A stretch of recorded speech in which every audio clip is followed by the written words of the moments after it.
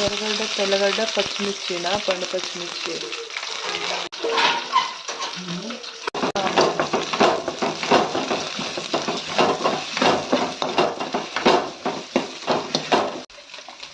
నీట్గా తీసుకొని పులుపు కలుపుకోండి, దాన్ని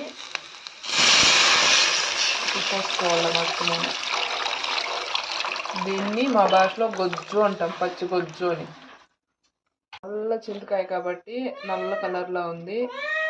మీకు కొత్త చింతకాయ దొరికితే దాంట్లో కలర్ బాగుంటుంది, ఎల్లోయిష్గా. కొంచెం పసుపు వేసుకొని లాస్ట్లో కొత్తిమీరకి యాడ్ చేసుకొని ఇంక దించుకోవడమే. తుమ్ములు కూడా వస్తూ ఉన్నాయి. 5 నిమిషాల్లో మనకి సాంబార్ ఏది లేదు అంటే రెడీ అయ్యే సాంబార్ ఇది.